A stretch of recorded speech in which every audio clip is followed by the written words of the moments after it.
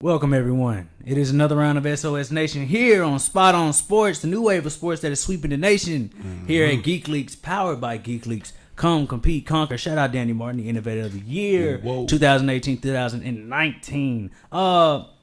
You know, the two best in the business, Tony Monk, Bruce Taylor. We try to be, for sure. We try to be, we are, sir. Speak it into existence. Yeah, man, I'm not saying that I'm not. I just want to be modest. Sometimes humble. Let's not be modest, because sometimes you don't need to be. I'm being humble. What they tell you in life, sometimes, look, we done enough humbleness.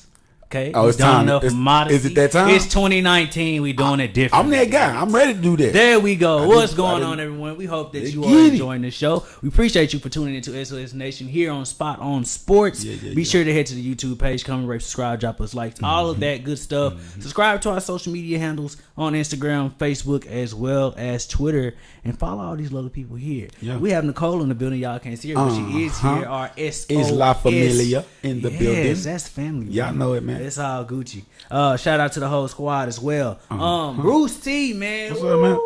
What's up, man? You ain't been here. I have not. All right. Shout out to the nation. I've been here. So you've been holding it down. You know, I was here when you was in Mexico this summer. Dawg, stop bringing up Mexico. All right, man, I'm done, but I'm back. I'm glad you was holding it down. That was like August. I don't know. I'm not living in the past no more, man. I'm here for the 19. And you right. You know, we starting the new year off right, man. I'm here, man. The nation. What's up, man? Hey, I've been watching the R. Kelly story. I'm off subject. Hold on, no. We're going to talk about it? We'll talk about that later. We might have to dabble in that. Because it's a little weirdness going. First of all, I'm not sure why everybody had to tune in to a weird story to talk about a guy we already knew was weird. You knew it. But they want to just bring it up because Bill Cosby, shout out to Bill, though. Yeah, they tried to free my guy. They got my dude before it was too late, man. But, you know. Yeah, free Bill Cosby. I know he in there eating pudding pops. Don't do that. Oh my guy, what's up? Anyway, so a couple stories happened in the NFL over the past couple weeks. First of all, the holidays are over pretty much, but Merry Christmas, Happy New Year, all the stuff we didn't get to Kwanzaa. say. Happy Kwanzaa, Hanukkah, Jubilee, all that stuff. Right? Is that a holiday? I don't know, but you was gonna say it's all a Jubilee at the end of the day. Is it a party? You know, my grandmama make a little strawberry jubilee, and it's real delicious. So is it a party in your mouth? Is that what that is? Like a party, a celebration in your mouth? Sure thing. The strawberry jubilee. Pop Tarts at the bottom. All right, I'm all subject. So apparently, to start things off, our favorite diva wide receiver, or at least we can call him a diva wide receiver. Don't be disrespectful like that, man. Come on, man. Especially if you hear the reason that this guy could be angry. 3 checks by his name. Antonio Brown, wide receiver for the Pittsburgh Steelers. We all know him, right? We know. Undisputed best wide receiver, Julio Jones. Stop it, dog. Listen. Okay, there has been some tension within the Pittsburgh Steelers locker room for much of the season, albeit that of Le'Veon Bell and his contract talks. And now, due to them dropping a couple games throughout the season, not making the playoffs, so for the first time we get to see a playoff, first time in a while. They ain't made since 2012, I think. Yeah, that we don't see the Pittsburgh Steelers in the playoffs. They're historical. They usually in the playoffs. This is shocking. It's a breath of fresh air as well. Kinda, sort of. Because I'm a Cowboys fan. But, I mean... It's a breath of fresh air that we in it. That's a shame. Nah, dog, because we was just in there the other year. Quit playing with me, Tony Monk. This is my first few days in the 19. I'm not trying to get on nobody's bad side. I'm just saying. Come on now. Be respectful. Shout out to the Cowboys for going ahead and doing what they're supposed to do. 10-6 this year. Like I told you, Tony. You didn't say that. Roll the beautiful bean footage. We were right here in Geek League Studios. Don't start saying you said 10-6. Look, man, I did. You picked them. I did, but so did I. Did I not? Boy, stop it, man. I said the Cowboys. Boy, you picked the Eagles and the Giants. I did not pick the Eagles. We can roll that. I got the footage on my phone. I showed you right now. Pull it up. But what I'm trying to tell you is I didn't have an either or. It was all or nothing. Shout out to John I could choose more than one person if I want to. No, there was no rules Tony, saying I had to choose one team. Who goes around picking 2 or 3 options on one thing? Johnny Roscoe. That's what you said, right? Not Johnny. Who? Donnie Roscoe. Him. And you don't want to be Donnie. Donnie is. Well, I was. He's bad. Now I chose Donnie Roscoe playing both sides. Now, but what we do know is the Steelers must choose one side. Which what side are they is that? Do the defense or the offense? Or Antonio Brown.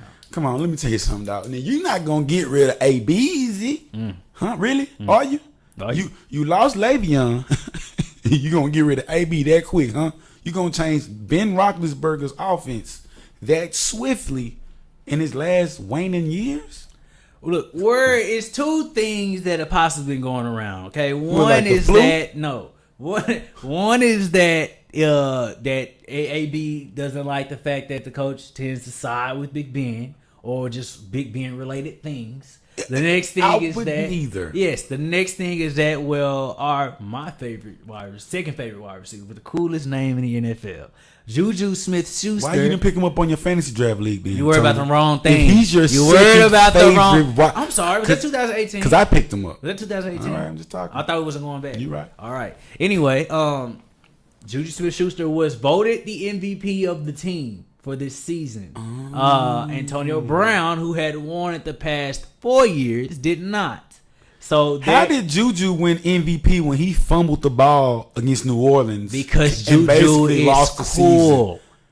When you're cool, let me tell you something. See, good things that's how happen them to little you. kids in the shoot. That's all that right there. Okay, he's cool. You get bro. substance. He's cool. I want Nino Brown, aka Hollywood Brown, big cousin, aka AB's, aka Eddie Brown Jr. That's his daddy, man. That's why you know who I'm a historian. Oh, I knew that. I was trying to glad learn you know your the history, song. Bruce. Shout out to Eddie Brown. So glad you know your history. I'm just that scared me. I'm but sorry. Anyway, I'm letting you know, man. Look, Juju Smith-Schuster, he's a great talent, but is he Antonio Brown? Let's be real. Let's be real. No, of course not. And Juju winning MVP was because of Antonio Brown. True Right. enough. And look, check me out. Would I be angry? Sometimes it's like that in the SOS meetings, huh? Sometimes I'm sitting here saying, "Hey, let's go right." Are you trying to say and you're Antonio? Are you trying to go the left way? And so I feel where Antonio's coming. It's like, Ben, I understand you chunked the pigskin to me, but sometimes I got another route I'm ready to run. Sometimes I'm ready to do something else. You want to throw it to Juju, to McDonald, to Jesse James, Washington, all the other cats, and they ain't putting in the grind that I'm putting in. I'm here every day with my 5-6 kids and my little senorita at practice.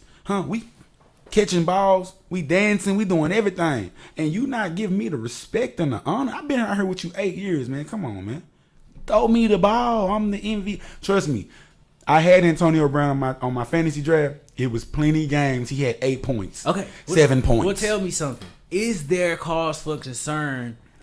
Look. Tell me. I know when you deal with the best players on your team, Yeah. you tend to need to cater to them just a little bit more. Just a little bit. Michael Irvin was always somewhere. We get it. We get it. But we he still get played. All right. Okay. So we're on the same page. We on there. But when you have a player that doesn't, Bruce, he didn't play the last game. This is the do or die game that they needed to get into the playoffs. Let MVP Juju Smith-Schuster. No. That's an excuse. That's an excuse. Let me say something. Don't do that. Let me say something. Don't do that, dude. First of all, I keep telling you, like I've been telling you for generations now, Monk. Okay, I've been telling you for generations now. This NFL game, what did Coach Jackson used to tell us?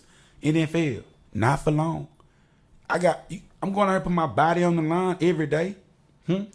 My knees bad, my ankles bad, my ligaments and my toes bad because I'm dragging my foot on the sideline for you. Really? And you can do better without Antonio. That's what y'all been telling me all season. Who said that? Stop it. Who said that? It's been reports all season since right with the Juju with Le'Veon not getting the contract. It's been talks of they saying that Antonio, the Steelers could do better without Antonio Brown. I feel some type of way too. Cause I've been here putting in work for 8 years too. And we've been going to the championship game and losing together, winning together. But now you don't need me all of a sudden? And I'm in my prime? He didn't go to practice. Trade me. He didn't go to practice. What did he go to practice for? Did you hear Allen Iverson? Did you hear Allen?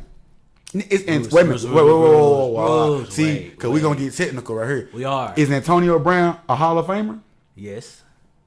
Is Allen Iverson a Hall of Famer? Yes. So, when I put that statement out there, does Antonio Brown need to go learn how to run a 7 route? Is that an excuse to miss the last game of the season? Route? Is that an excuse to miss the last game of the season? I don't want to play. My knee hurt. What? My knee hurt. Nothing was wrong with him. This is no money. This wasn't a contractual situation. His knee was hurt. He didn't play because his hurt. Knee hurt. I don't give a. Let me tell you something. You're not gonna have me go. See, this the problem, and I'm not gonna have this type of. I don't want to say I'm not gonna take us to Black History Month already. We a few weeks away. I'm gonna keep it right here. I'm not some type of cattle. This is not Red Dead Redemption 2. Huh? You can't just gather me up as some type of sheep or a cow or heifer. Huh? I'm a man. I'm a human. I'm not gonna throw my body out there on the line for you to still tell me after the game. Well, if Antonio would have. No, man. You say the grass is green on the other side. Well, go show me. You go show me, cause I'm gonna show you what I'm gonna do. Miami, New York. Hey, you know LA. What you just did? What I do? You gave every excuse in the book as to why AB can do what he did instead of being in the game for his team. That was a do or die situation to get into the playoffs, which happens tomorrow. Did the Steelers win? No. So the Steelers lost the last game of the season against the Browns? No, they won. So whether I played or not, it had nothing to do. But you can only say that because they won. I'm tired. I am tired right That's now. Crazy. Last year, Antonio played the last game of the season. He hurts his calf muscle. For 2 weeks, we don't know if Antonio's gonna play. Woo. Since you won and you proved it, y'all can win without me. Barely, but you did it. But I'm telling you right now, man, I don't want to if I put my body on the line, I tear ACL. We just seen Earl Thomas. We seen all these players. If I go out here and hurt myself and y'all don't want to pick me up or waive me or trade me, I'm not going to give my full value. I'm not finna play that game with you, man. Antonio Brown made a business decision for him and his family. The same way the Rooneys have been keeping Big Ben on the team after motorcycle accidents and rape allegations. Let's move it into the coaching carousel where a bevy of coaches got fired. No. Don't say a bevy. Say all the black coaches. That's the wrong B word. I'm tired of it, man. It's the wrong B word. It ain't bevy. It's black. It's the black coaches. No, damn it. I'm tired. I'm tired. Barack ain't in office. The government shut down. I'm tired, bro. The black coaches got fired. Not really. You've been calling for Marvin, so I think that's some of your fault. You and Stephen A. You and Stephen A. been calling for Marvin Jones for like 37 years and ain't won out one playoff game. I'm tired. That man ain't won out one playoff game. It's you, Tony. You are the future of the radio business, and you already getting people fired. So you was okay with Marvin Lewis staying with the Bengals? You're damn right. Why? Because he's black? You're damn right. I don't give a damn. You know how many white coaches did? Don't you get me started. Then what Stephen A. say? Stay off the weed. That ain't got nothing to do with that, bro. Cause you're not thinking clearly. Jeff Fisher stayed with the Rams for decades. He hasn't. Let me tell you something. Let me talk some actual factuals right now. The last time the Rams won a playoff game was Wild Card Weekend 2003. Ask me who the coach was. Jeff Fisher. When did Jeff Fisher get fired? 2 seasons ago. So 16. Yeah. But you said he won, though, right? 2003. Did you say he won? In 3. He won. In 3. He won. When did Marvin Lewis win? He's won a playoff game. When? He's won one. When? He didn't win one. I know. But look. It's over. Did he have Kurt Warner? Did he have Marshall Faulk? You proved nothing. Stop it, bro. You proved nothing. Jeff Fisher had Kurt Warner, Marshall Faulk, Isaac Brooks. Come on, man. Stop it, bro. Marvin Lewis had Chad Johnson, TJ Hughes-Mazada. I would DDT you in here. And they had two good. No. And they had 2 good seasons. TJ Hughes-Mazada? Really? They had Chad and Hughes-Mazada was having a really good season. They still did not win, bro. I'm just tired sometimes, Tony. I see why I took a vacation from this because, when I come back, you take a lot of energy from me. That's because you be talking that bull. TJ Hughes-Mazada. Listen, really? Bro, listen, Bruce. You trying to downgrade what Cincinnati had. I would people's elbow. Act like they didn't have teams that was good enough to win a playoff game. Or should have been good enough to win a playoff game. Act like it, bro. Act like it. Whatever, bro. Exactly. I'm not gonna get into it with you because you know what? They in the AFC. It was a hard division. You got the Patriots. You got the Ravens. Anyway, you got the Steelers. The Bengals have tools of incompetence. Okay. So let's talk about the guy in Arizona then. Okay. Let's talk about the guy in Arizona. No. Okay. Let's talk about it. We're on the same page. 16 games. You fire my guy? Yeah, they should have fired him. I totally agree with that. What is that? Race card? Oh, no. The Rooney Rule? You can't call it the race card. What is it? Though. You don't know that because he was hired. So you can't say it was the race card. He was hired. So you fired my guy after 16 games. I don't know what that was. But you keep Sean McDermott. You keep. As many of you know, Arizona Cardinals did fire head coach Steve Wilkes after just one season. What you want me to say? It's unexplainable. Okay? It's unexplainable. You know what it is? I'm gonna tell you what it is. It's your favorite cracker in Arizona who making the calls. Graham Cracker. I apologize. My favorite Graham Cracker is Jerry. Is he? Yeah, my granddad and my great granddad. I hope he's gonna be your favorite after this week is over too. I've never met someone who's a Cowboys fan who has so much hatred in their heart. I don't have hatred in my heart. That's not what we're saying. You claim to be. I'm realistic. No, you're not. I'm a realist. Okay? No, you're not. I'm a realist. You're not. I'll tell you what you said in the car. Stop it. Stop it. We gonna say that for the last segment though. Oh, we are. Don't crank my little information up first. But look, I do want to get into which Vance job seems. Don't stop pulling the race car. We got black people watching. I don't need emotional black people watching the show right now. Mr. Key, shout out to Mr. Key. Mr. Key, the same reason why you didn't watch the NFL the last 2 seasons is the same reason why I'm telling you right now they fired them coaches, man. Shout out to Mr. Key. Bruce, tell me which job looks more enticing. Okay. You got Miami Dolphins, Denver Broncos, New York Jets, Cincinnati Bengals, and you can add the Arizona Cardinals. Yeah, you asking me which one I think is more. Which job looks more suitable? Like if I was finna go be a coach myself. Indeed. Which job would you like to take? I ain't gonna lie to you, T-Monk. Listen to me clear. Cleveland Browns. Let's put the Browns in there. Okay. I like that. But I'm gonna tell you where I'm gonna go. Me. Sign me up for Denver, man. I need to get to the mountaintop. I need to get to the high mile city. Okay. I just need to be there, man. It's other reasons, but for sure the main reason it's the advantage at the field. You got that high altitude. Some players can't play. They got sickle cell. You know, the kidney might blow up. I don't know. You know, they run the ball. You got a good defense. So you cool with Case Keenum? I like the ownership. Say that again. You cool with Case No. Keenum? He's cut. He's cut. Like I said, there's other reasons why I'm there, and it's not Case. Okay. Second one I would love to be at, New York Giants. You got a young quarterback, young gritty defense led by Jamal Adams. You know what I'm saying? Jets, the New York Jets. I would love, New York Jets. So I would love to go to New. Even though that media crowd is really hellacious, they'll grill you if you're not getting it done. But I like New York, and if I had to say, Cleveland. Yes, sir. Baker, which I roll that beautiful bean footage, and I told you guys 6-7 months ago at the first SOS NFL draft. Shout out to everybody that watching that participated. Tony, thank you for putting it together. But I told you it was gonna be the number 1 overall draft pick, didn't I? Baker. Shout out to my people, man. Baker Mayfield. You understand? So I love Cleveland. You got Njoku, you got Baker, you got Nick Chubb. You already know you got Miles on the other side on the defensive end. You got Peters as a safety / cornerback. They have a lot of upside. It's Cleveland. Why did LeBron leave? So that's the only thing you got. No, right. But it's a football team. And like you, so. I too would choose Cleveland just by the fact they got a lot of young guys. Baker's the arrows, man. It's up. You didn't like Baker though last year for the job. You liked Josh Allen. Remember? No, I didn't. I like Q.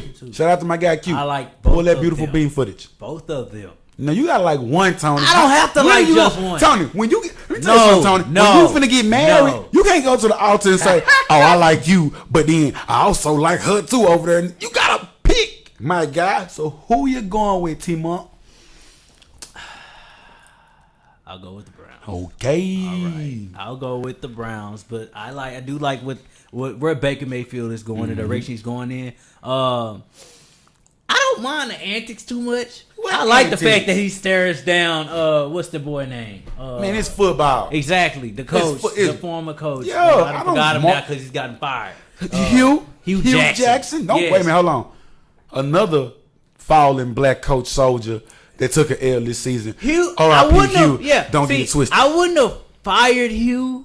No, I would have fired Hugh. He 2-36-1, and then your interim coach come in and go 5. It's done, Hugh. I don't know what you was doing, Hugh. You're being peanut head. Anyway, you know what? But I would choose Cincinnati if no, my mama Andy would. Dalton wasn't the quarterback. The stadium is trash. Wait a minute, what? You don't like the redhead pistol? No, sir. Original Texas guy? Let him go. Away with you. Horn Frog? Away with you. Away with you. You ain't got no friends at TCU. Away with him. You ain't got no TCU friends. Away with him. No, I don't. I can tell. A homie of mine that used to go to school with go TCU, but not. Horn Frog. A horned frog. We return here on Spot on Sports. We'll get into it. What we're out here for. The NFC and AFC playoff picture. Which teams do we like most? Which teams do we like the least? This is SOS Nation on Spot on Sports. Powered by GEEKLETES. We'll return in a moment.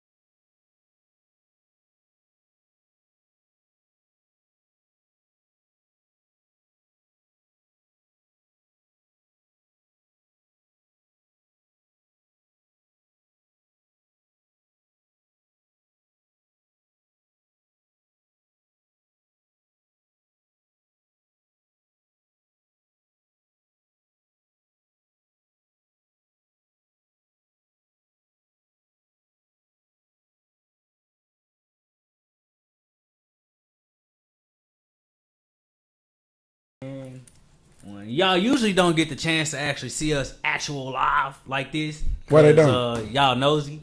But we're just having some good wholesome conversation. But getting into what we are getting to right now, as well as later on in the show, NFC AFC playoff picture coming up at 8:48. We got some NBA roundup. We're getting to some Harden, the booze for Kawhi. Where the Mavs stand right now in the All-Star voting, as well as our cause for concern for the Warriors coming up at 9 something Shout is out the to all Cowboys. my basketball fans. Y'all tune in, man. How much of a slim chance they have against the Seattle Seahawks in the playoffs, bro? Like really, bro. I know. But hey, I got a funny picture for you guys. I just found on Facebook, so I'm going to screenshot that. Boom. And I'm going to say that for later. NFC AFC playoff picture, Bruce. Remember the seedings. I'm pretty sure we don't have to go off on that tomorrow. Indianapolis Colts, Houston, Texas. Let's break it down. I'm going to tell you straight up. I'm going Indianapolis Colts. I see no reason not to go where the arrow is up, and that's Andrew. Where you born? I don't care if I'm born. I don't care if I was born in Sacagawea. I'm picking. You're not picking no Texas team tomorrow. You from Gary, Indiana? No, I'm sorry. Stop giving away my picks, bro. I'm just saying. We ain't let us get to the end of the game. Just said slim chance with the Cowboys. People not crazy in the world. That don't mean I wasn't gonna pick them. I said slim chance. That don't mean I wasn't gonna pick them. Tony, but you giving it away. You've been talking down for the last 4 years. Indianapolis Colts, Houston, Texas. That's who we're talking about right now. You're right. Come on, continue. All right, let's break it down. The Indianapolis Colts have won 6 of their last 7 games. They did. Houston, Texas are facing a team that upended their 10-game win streak. Andrew Luck, Deshaun Watson, Houston, Texas defense, the gold standard, J.J. Watt against a upstart. The gold standard? I call him the gold standard. Who's the gold standard? J.J. Watt. I call him that. This is my nickname. I don't care if you don't like my nicknames. I gave him that. You give him whatever you want. He's the gold standard. All right. Is that what he do? I forgot you. You are Houstonian. I'm sorry. Man, spend some time down. You got to be a Tennessee fan and a Texans fan. I spent some time down there. You didn't spend no time in Dallas either, did you? I spent a lot of time out here. Clearly, you didn't. I'll tell you why I feel how I feel about. I don't care. We talking about the Colts and the Texans, and now let me tell you why I like the Colts. Go ahead. Even though I don't like them. But they do have the rookie of the year in Quinn Nelson, right. Defensive rookie of the year, and I can't think of the guy's name. 53 though. Leonard is his last name. They both made the All Pro today. Andrew Luck, he's had the least turnovers, the least sack quarterback. I'm sorry, 18 times, and he dropped back over 650 times this year. So at that clip. Hey, that's great. They have one of the best upcoming offensive lines. Love the Colts defense, of course. I love T.Y. Hilton. Every time T.Y. plays against the Texans defense, he always gets at least 275-yard receptions. I don't know what's going on with the back end, but I will tell you this: I like the Texans. Why? Because they're going to pull the city together, man. R.I.P. Jasmine Barnes, the little girl who got shot. Indeed. We got to give a shout out to DeAndre Hopkins. He is donating his game check. Let me give that tidbit. You didn't even think about that tidbit. You stole my tidbit. See, that's how you moving up in the media where you stealing the information. I was actually going to post that post on our Instagram, but all right. You not even posting them. This somebody else. Okay, that's family business. But what I'm saying is, D-Hop, he goes out there, he catches everything like the Ebola. Now, this is where it's going to get crazy at. The Houston Texans offensive line is trash. Deshaun Watson got sacked too many times this year. I think if he wasn't leading the league, he was top 3. Sometimes he runs into his own trouble by trying to scramble or whatnot. He's a runner. But if the Texans can block it up real nice, and Alfred Blue and Lamar Miller can give us some running yards, I think I might like the Texans. Here's why I am concerned about the Colts. I think when your back was against the wall for the entire second half of the season.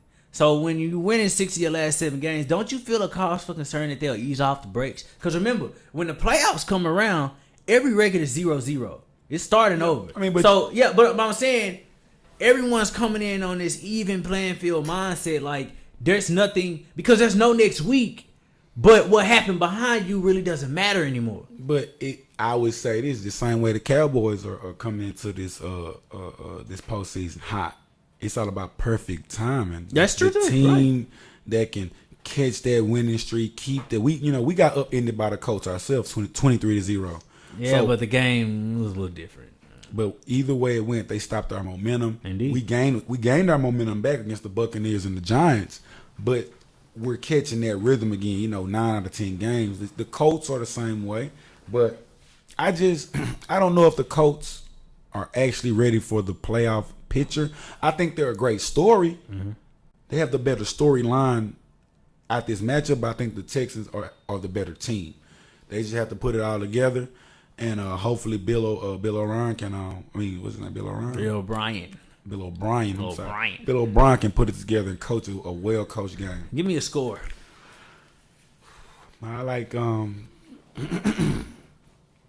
me something around 23-20. Texans. I like the Colts. Give me 28. Texans 24. Yeah, I think I can go. It's a close game. I just this is divisional game. At the same time. I just like I say, I would. You automatically give the home team 3 points. Right. Eric, give up people the yeah. Oh, the point spread. Yeah, the point spread. Oh, well, they have the Texans favorite right now by 2. Like I said, every playoff home game, get every +3. You know, but with that, the Colts are coming in on a high streak. So I mean, it's a -2. If I had to gamble, if I had to put my money down, I would really put my money down on the Colts covering the points. Indeed, right. The over and under, if I'm not mistaken, I think it's at 45. I'll go under. I'll go with the under. I like an under. I think the defenses will show up. Yeah, it's tight game. No one wants to mess up. Yeah, and that's my thing. I think those storylines of Andrew Luck not being sacked, I think Clowney will get after him. Clowney, J.J. Watt, merciless. And I think that Deshaun, his storyline will continue where he's still getting sacked a lot as well against that Colts defense. So if I was a betting man, I'll put my money with the no, I'm sorry. I'll put my money with the Texans. I'm taking all Texas teams this weekend. But if you want to go with the points because you're scared, I'll put the Colts. Really gonna do because you scared? I ain't scared. I'm going with the Texans. People who trying to gamble. I like the home teams in the Texas state this weekend. Let's go. The boats, the LA Chargers. Let's get it right. Travel to Baltimore to take on the Ravens. The face of yesteryear and the present kind of faces the face of tomorrow. Phillip Rivers going up against Lamar Jackson. What a story Lamar Jackson has been, right? Really? Is it a story? I kind of remember you talking down on Lamar Jackson. I did. I said he needed time. I did say that. You said that, right? I did say and that. he just happened to lead his team to the playoffs, correct? Yeah. Number 1 rushing the Texans week. I mean, you ain't got no tape on the guy. Duh. No tape, huh? Duh. All right. What you think Heisman winner, though, right? Be respectful, Tony Monk. Be respectful. Duh. Like I told you earlier this season, if Lamar Jackson got a chance, he would show you why he has a Heisman at the house with his mama and Kodak Black. All right, shout out to Kodak too. That's his kinfolk. They got them Florida boys up there in Baltimore now. All right? So let me tell you this: who I like this weekend. I think I like the Chargers, and let me tell you why. The Chargers are seeing the Ravens 2 times in the last 3 or 4 weeks. They beat them last time they played them. So I think they'll come. Now, this is the only thing. The Ravens have tape to say what they did wrong. Lamar's more comfortable, more poised. And that triple threat option that they run as an NFL offense, you can't prepare for it during the week. Indeed, you cannot. You cannot prepare. That's why he's so successful this year as of late, because you're not going to try to put together game tape on this young man. When they're running option plays, no one has time for that. It's not even that. It is that in a technical sense, but at the same time, you have to be real about it. They're not. This is the modern NFL. You're not seeing a triple option every week. Your offense is not running it. Your scout team is not running it. So you're not even preparing for it. Right. The positions of the linebackers are smaller. They're not run-stopping linebackers. They're tweeners now. They could be safeties if they want. The defensive lines are more leaner. They're not run-stopping guys. So what you're seeing out there is that triple option and gaping holes, because guess what? It's lighter guys out there. I'm also looking at his passing numbers through the last month or two. 179, 204, what's his record, Tom? 147. Yeah, they're a winning team. What's his record? But I'm telling you is that I had passing issues with Lamar Jackson. Stop it, Tony. Those are clearly still present based off his passing numbers. He's a rookie. Sam Darnold is also consistently, when he's been healthy, has thrown over 200 yards. Josh Allen, he could probably lump him in with Lamar Jackson. Baker Mayfield's throwing over 200 yards consistently. Really, bro? I'm just saying. They threw this man in the last the last quarter of the season. That's the perfect time to throw someone in the season. The speed, dual threat quarterback, and we just threw him in like Lamar Jackson. Kimbo, he didn't get to go through training camp like Baker and Donald and Allen and see those progressions, and he hasn't been seeing from the vanilla back end to the more complex. Of course, he's not throwing for a lot of yards, but guess what they can't do though? They can't catch him. He put that turbo button on. I get one thing: you can't touch him. Run, Boris. Yeah, real talk. And I'm telling you. And guess what? With enough of those fake and those play action after triple option play, we'll throw it down to the tight end, Mark Andrews. We'll throw it to Crab. Shout out to Crab, Dallas Carter, Williams Chicken Eating, WBS Eating, Hussey Hawk, everything. But he gonna throw it to him. I know for a fact. Eventually, and I'm only saying this no shade to Lamar Jackson, but I think as the playoffs get tighter, as they go up in the division around AFC Championship, defenses will begin to try to snuff them out. That's just me personally. Well, I've seen they're gonna snuff it because but this is the thing. If Lamar can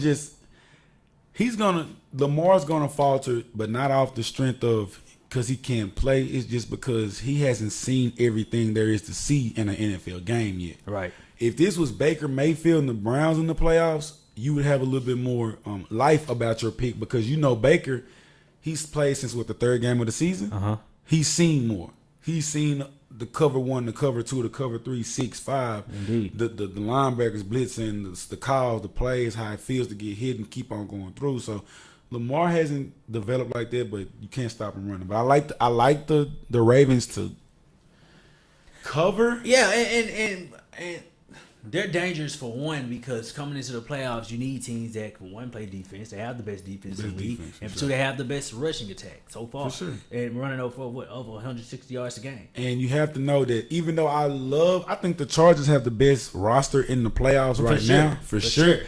But that defense is built to stop Patrick Mahomes. They're built to stop Derek Carr. Is built to stop Tom Brady and Russell Wilson. Passing quarter, the guys the pocket guys. No, I know. From Derwin James to the linebackers to Joey Bosa and Ingram. Speed guys that can really get upfield. North and south. They're not used to the East and I got West. 1, I got 2, I got 3, but I'm gone now.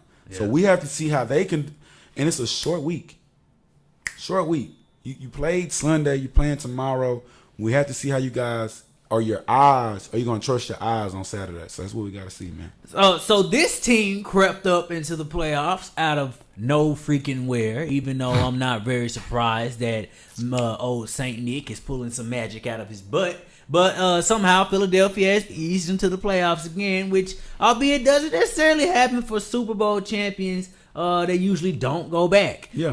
Shout out to the NFC East. Right. They tried to say we was weak, but we came through with 2 teams. Pretty much. So they will be having the task to go to Soldier Field and take on the Bears, which I think no one wants to really go to. But is there a chance that Nick Foles can get past the Bears' vaunted defense? Yes and no. I like that pause though. That's respect for that defense. I like that pause. I mean, I had the defense on my fantasy draft. I got 30 points twice out that defense. Eddie Jackson. We don't know if he's playing. He's an All-Pro. You know about Khalil. Khalil literally made the defense number 1 defense. Yeah. One player. You still have Floyd. You still have Roquan Smith. You have Kyle Fuller. You know, not Kyle Fuller's not there anymore, but no, Kyle Fuller is there. Kyle Fuller's still there. They have a Kyle Fuller. Okay, yeah. They had the brother they traded to the Chiefs from the Redskins, but it's something about Saint Nick, man. He's just a late guy. Look, he runs Todd Peterson's offense better than Carson Wentz, and it's sad to say that because he's the number 1 overall pick. But here's my thing. Here's the issue I had with that, Bruce. What happened in the beginning of the season when the Philadelphia Eagles was 2-3? Mind you, though, they were still healthy. Jay Ajayi was still there. The defensive guys hadn't got hurt yet. The Eagles weren't winning. No. And to be honest, they rushed Carson Wentz back because of that. They did. But the only reason why I think the Eagles were rusty at the beginning of the season because everybody was giving you your best. Like literally every team that played them. Yeah, they're gonna play the Super Bowl. We're gonna play the Super Bowl champs. Yeah. Slash the city still feeding you all this good. Oh, good job, Phil. Good job. You know, so you full. Been drinking the green Kool-Aid. You still drinking it. Indeed. I'm a champion. Right. So of course your mindset's not there. You still have to get back in the flow of foot. I really don't want to be playing right now. I still want to enjoy this championship moment, but we got to play. So they got out to a slow start. Slash injuries derailed a couple people's seasons, but they got it together. And here's my thing with, as far as Nick Foles versus Mitchell Trubisky. Mm-hmm. The question is that I think we should really be asking is, who's going to make mistake against whose defense? And honestly, I trust Nick Foles. Of course. Which is, oddly enough, I trust Nick Foles against the Bears defense than I do Trubisky against the Eagles defense. This is the thing, though. The Eagles have a Super Bowl caliber defense. That's the front seven, yeah. Front seven. But this is the thing. The back four has been playing better since that Rams game. Honestly, better. The thing is, I really didn't think nothing was necessarily, except aside from the Maddox kid, I don't know where he came from. But Rasul Douglas was a second-round pick, correct? Yeah. Well, they got another guy. Sidney Jones was a third-round pick, correct? Yeah, so I was like, they're not decimated on the back end. They just stepped up top 3-round draft picks. But when you nitpicking at a Super Bowl team, it was the same thing last year. We could have picked any division of that defense or that team. It would have been the back end of the defense. The running game had LeGarrette Blount, Smallwood. These guys they were running the ball. The both quarterbacks were playing out of their mind, out of their body. You understand me? The wide receivers, Nelson Aguilar came back. You got not Dallas got it this year, but Zach Ertz. You know what I'm saying? Alshon. These guys were playing at top notch levels. Fletcher on the other end. You got Bennett. Like that's what I'm saying. You had to nitpick. Like if I had to pick, it's gonna be the defensive backs. Because you see big plays, they give up a lot of yards. They might don't let a touchdown happen, but they they get them down there in the red zone. So if you have to nitpick, you're gonna say that the back end. But I feel like they've solidified it the last 4 or 5 games since that LA game. They've been playing out of their body. The front seven is coming along. I think the Eagles are one of the most confident team in the playoffs right now. Well, considering how they got in, they should be. But I really don't see them getting past the Bears. Can it happen? Yes, I wouldn't be surprised if it happened. Though I don't see it. And if they do, I think that should be some real cause for concern in the NFC playoffs. And I'm being totally honest. Come on, look. I'm hoping the Eagles win because I think the Eagles. So my question is, what are the chances that Nick Foles does it again? And I'm talking about in totality, as in Super Bowl, 80%. And it's because it's nothing but it takes 3 games to get to the Super Bowl. Well, the 3rd game is the Super Bowl, so for him it's 3-4. The 4th game is the Super Bowl. If you have a wild card, if you got that's why I said he has 4 now. But you get what I'm saying, though. Yeah. I believe Nick Foles can win me 4 more games. I don't trust Mitchell Trubisky. Never have. I like Matt Nagy. I believe in him. I like his rendition of the Chiefs offense. Right. I like it. You did these different little things with Tariq Cohen and Anthony Miller and all these different gadgets you have Allen Robinson and Trey Burton. You have Trey Burton from the last year's roster from the Eagles. But if you really, I think Mitchell Trubisky will throw a couple interceptions, make the Eagles defense look like a Super Bowl team again. I don't think they can really recover from that. It's going to be a fog. It's going to be windy. And the thing is, cold. I think I give Philadelphia a better chance off the cusp of they're also a cold weather team. Yeah, Philadelphia gets very cold in January, February. That's not as cold as Chicago, but no, they cold. Yeah, they're both cold. It's snow up there. It's not. Yeah, nothing's affecting them if they go to Chicago like it would the Rams or like it would of the Saints. And the team is battle tested, bro. Yeah, for sure. The Bears are. Literally nobody on their roster is battle tested. Like, let's be serious. They've been sorry last. They haven't been to the playoffs since and here's one thing I kind of want to get into before we go on break. How important is it for teams with experience? Because we look at teams that are young, Cowboys, the Bears. They have experience though, right? But see, you a hater, bro. No. This is what I'm gonna say. Come on. This is what I'm gonna say. I'm talking about the guys that have kind of been in there.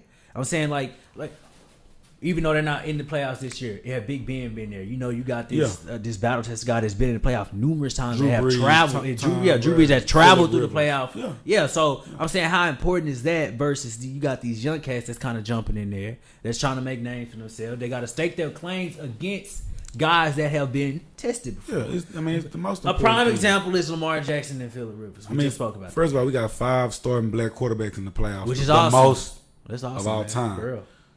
Out of those 5, most of them don't have any NFL experience in the playoffs. The guys that do. So who do you love? I mean, Dak. I love Dak. All right. And look, and you might not want to hear it, but you got to the young quarterback that doesn't, even though Dak has experience. Dak took his foot off the pedal the other year. They came into their first playoff game rusty. What that second half show you though? 330 yards passing. Yeah, for sure. 3 touchdowns. So Dak is a baller. And I think with that being known on the back of his brain, he's out to prove, like, look, I can really ball with the best of them. So I think Dak will be the best out of all of them. Lamar will do good. He won't win. I think Pat Mahomes is going to lose. Pat's going to lose. Deshaun's going to lose. And Pat's going to lose because Andy Reid's going to lose in the first round. Because Andy Reid just doesn't. I don't think they're going to. No. I don't think the Chiefs are going to lose in the first round, though. I think the Chiefs will make it all the way back to either, depending on what the Chargers do against the Ravens. They will have to play. Let's say they play the. I'm just saying, depending on who we got to play. The Chiefs have a best chance against who? The Chargers or the Ravens? They got a better chance against who? Which team would they have a better chance against? The Chargers. Wow. I think they would. But we just said that the Chargers was built to be a team like the Chiefs. They are built to be, but you seen what happened. They play each other twice a year, right. So they know them. You can kind of what cornerbacks to go after. You know how to attack them. Same thing with the Chargers, but the Ravens. I don't think the Ravens will be able to put up enough points with Patrick Mahomes. When we return, we'll get into the NBA. We'll do a little NBA roundup, talk about a couple of players around the league, a couple of things that we saw. We'll get into Bruce's mind to see what he thinks about there's a lot of stuff that's going on in the NBA. And I'm pretty sure some LeBron nonsense will come up. This is Spot on Sports, the SOS Nation podcast, and we will return in a moment.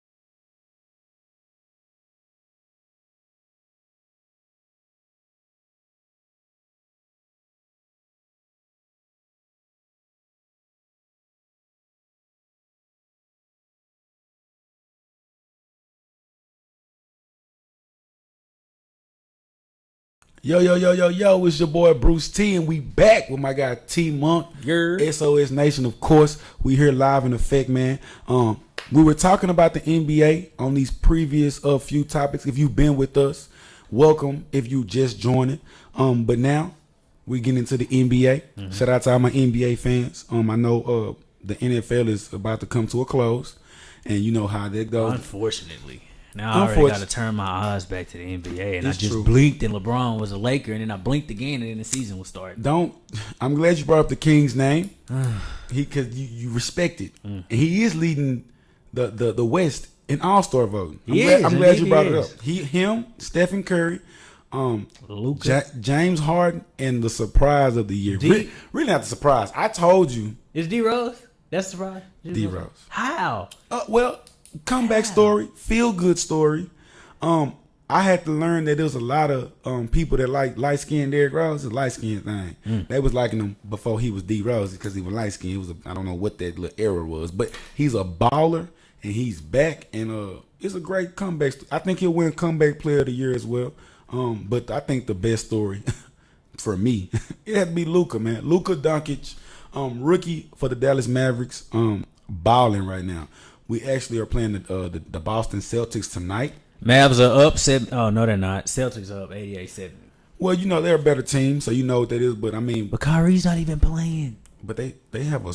I know, they got a squad, they got a bench, they got a defense, all of that good stuff. All that. But, I mean, we love the potential that Luka is giving, man. We pair him with Dennis Smith Jr. All we need is a big man in the next year's draft, and I think Triple D will be a very bright future in the near decade. And the one thing me and you did agree on was we thought that the Mavs would definitely be battling for that AFC, and it seems to be about that much. And we'll see how it's really going to turn up after the All-Star weekend. I don't know how it's going to turn out because I thought the Houston Rockets were 10th, 11th a week ago. But we knew they was coming back. They came back. I mean, I didn't know, but they strong. Came back. We're getting some but like I said, if you haven't voted, keep on voting. Facebook, Twitter, Instagram. Vote for Luka. I think the All-Star game will be very, very interesting this year to see a Maverick out there. Hopefully, Dennis Smith Jr. Participates in the dunk contest or something like that. But the All-Star game is the weekend of Valentine. Indeed. If you don't have any, fellas, take your ladies out. No, fellas. All 19, let your lady take you out. We flipping the script this year, man. I'm tired of that. Well, tell your girl to order up pizza and some wings so you can watch the All-Star game and her not talk your ear off. Woo. Yeah, I'm tired. All 19, leave us alone. But I felt the spirit moving. I'm sorry, I didn't mean to preach in the pool pit like that. I just felt Nicole over there disagreeing because she don't believe that women can sometimes initiate things. Yeah, learn how to initiate. Put the key in there. Stay over there. You not on that. Put the key in there. Stay over there. Yeah. Stay over there. You know. I don't know nothing. I know nothing. All I know is in 2019, Bruce Taylor said, y'all need to be taking us out. Like I said, if you don't have nothing to do, ladies, for your man on the Valentine weekend, order him some wings or pizza and be quiet get out of the for way. 72 hours. That's all I said. Get out of the way. That's all I'm saying. Now, next, we talked about the All-Star voting. So you know about the big superstars. A couple of superstars have changed cities, whether it be by choice or by trade. But one of the superstars we're talking about right now, Kawhi Leonard. The return in San Antonio. And what? Oh man, this okay. I felt bad that they booed the guy. They shouldn't have booed my guy. Come on, man. I know. I understand that things ended abruptly. That's true. Okay, between him and the the training staff. And, right. I'm not sure how this got to the fans, but the war was between him and the training staff, which is why he ultimately wanted to leave because he couldn't get healthy. Right. But they did. They cheered for your boy, Danny Green, but they booed Kawhi. So I didn't like that, considering that Kawhi was definitely one of the sources of why they were able to get into the playoffs year in and year out. For sure. So I'm sorry, I don't mean to cut y'all, but I want to throw a little hate, just a little bit of hate, to the PA announcer / Spurs organization. You see how he said his name? You're petty, man. Kawhi Leonard. First of all, they knew that Danny Green is a beloved Spur in San Antonio. They knew he was going to get cheers because Danny ain't did nothing wrong. You called Danny name first and then called Kawhi. Really, bro? You're petty, man. What is going on? They pay, you know what? San Antonio, you should be thanking us Dallasonians. Because we gave you Spurs. That original Spurs team, the Dallas Chaparrals. We sold it to the owners in San Antonio for $1. All right? Lease them out. Thank us later, man. We gave you a championship city, but show some humbleness to one of your greatest superstars. Nah, but I did really love that Popovich did back him. You know, he did. He got to. Yeah, you better. Right, he should have at least. But you know, he did say he felt bad for Kawhi Leonard, and like I said, a lot of people. I don't know why these fans, and that was very disrespectful. I mean, anybody who's a San Antonio fan, if you booed that man that night, fans are disrespectful. You boo the Cowboys and imagine, you still a fan. Right? No, don't do that. Don't do that. And imagine the emotion that he must be feeling because he had a bad game.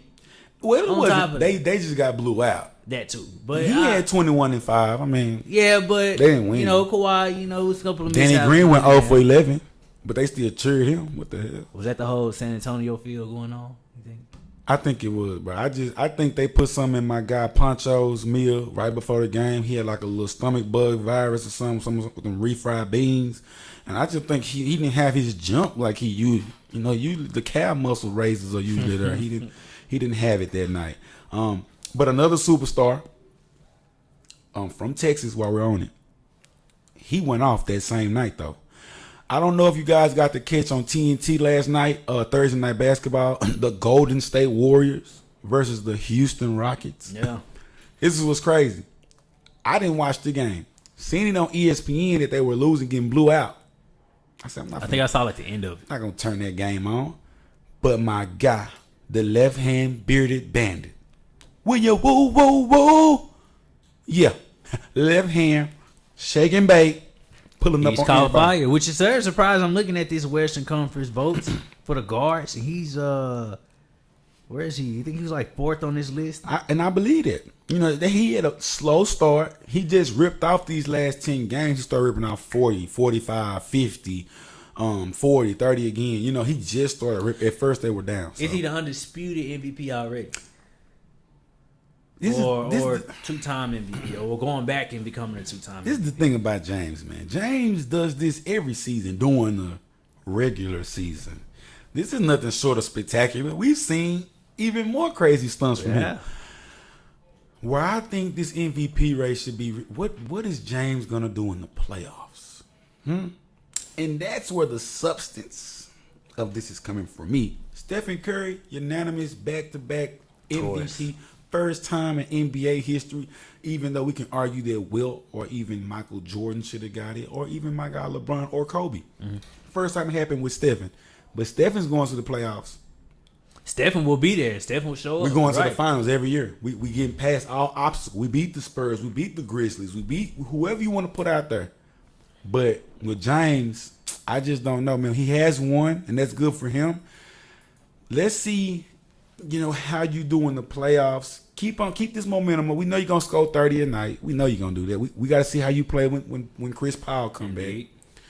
And that's what I think that's a concern too, because he had just came back before he got hurt again. Correct?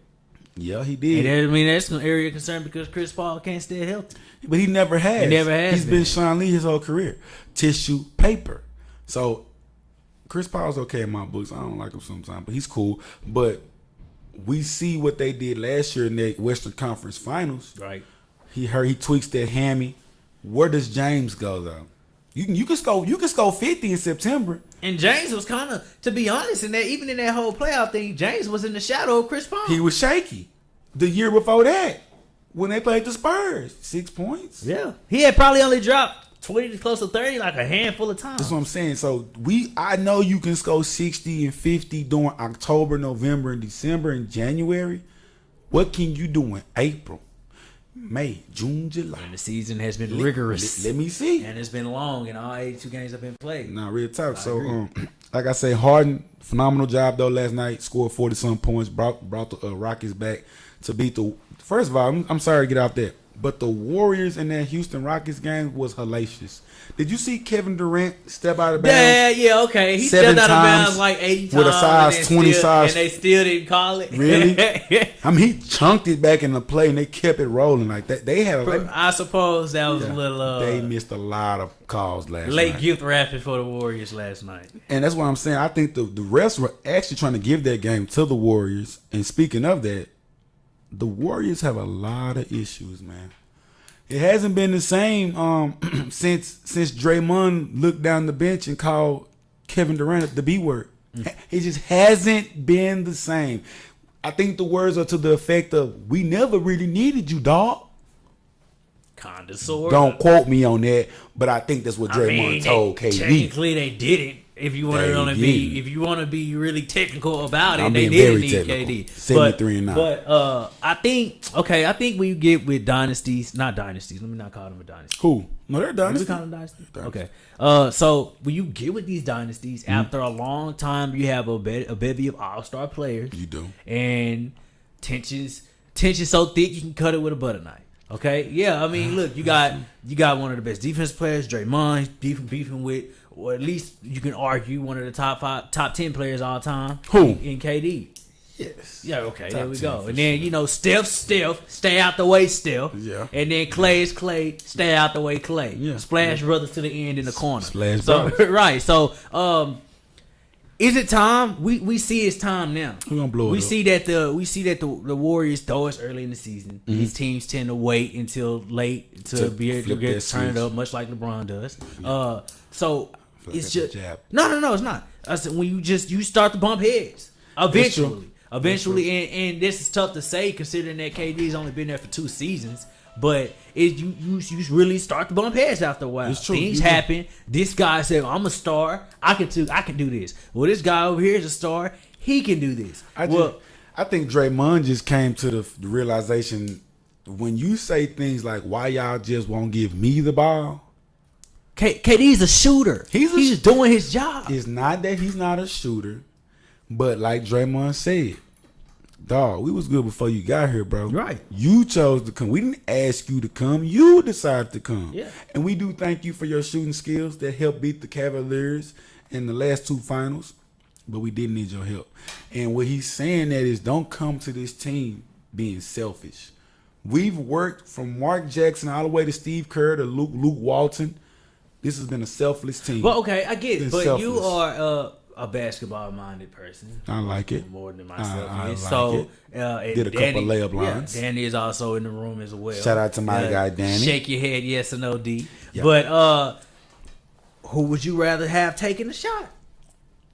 Stephen Curry. No, I'm saying just between Draymond and KD. But that's and I'm saying, look, I'm just saying this from a shooter standpoint. If your job is to shoot, look, I'm calling for the ball, and obviously just let me take the shot. That's fine and dandy, okay? Fine and dandy. He is. Of course, I want KD to shoot. He's 7 foot, shoot from 40 feet out. You can't guard him, of course. Okay. But who's the heart and soul? Draymond, the driving force of the team, right? If you don't have a heart or a soul, Tony Monk, are you here talking to me right now in Geek League Studios? I'll wait. I said, are you still here talking to me without a heart and a soul, Tony Monk? I'll wait. Okay, don't play with me, man. KD, you and your nappy hair need to go on, move it somewhere. Get you a brush and get you some business. Go on, move out the way, man. Don't come to Oaktown, San Francisco, Golden Bridge area messing up the Oracle or the Aura. It's the Oracle, but you get what I'm saying. He'll bring him a ship. I'm not saying what he messed up. That's all I'm saying. No. It's this, like I said, it's not. It's the principles. It's the principle. Right. It's the principalities. Right. You don't come to a team and a coaching staff that went 73-9 without you or your brush on this roster, and for you to come back the next season and try to tell us, hey, we down. You can just tell me about it. No, dog. You sit on the end of this bench and watch how this motion offense work with all the passing and the fluidity in it. Get with the program. So is there a chance that the Warriors could be booted out of the playoffs? Nah, hell no. Don't make me laugh. Stop it. Except it's LeBron. Now, if LeBron can get it, Hey man, I almost people elbowed you with your eyes in the back of your head. Stop all right? with the Quit playing with me, man. LeBron. All right, we know it's not happening. You jabroni. Year. He's going to wait it out the Warriors to not be good anymore. Because they're not going to give all these players these high-priced contracts. Boy, and then LeBron's going to get AD. And then AD's going to come and going to be finally good. Really? And LeBron's finally going to get the help that he needed to win a championship. Okay. Because he's the best player in the world. And obviously the best player isn't condemned to do it by himself. Who's the best player? Who's the best center that LeBron has ever played with? Don't worry, I'll wait. I'm sorry, is he the best player ever? I said, is he the best player ever? Did Kobe have Shaq? Did Jerry West have Wilt? Was Kobe the best player ever? Huh? I say, did my guy Kenny Smith have Elijah one? Kobe the best? Not Kobe. Is LeBron the best player ever? Yes or no? To be continued.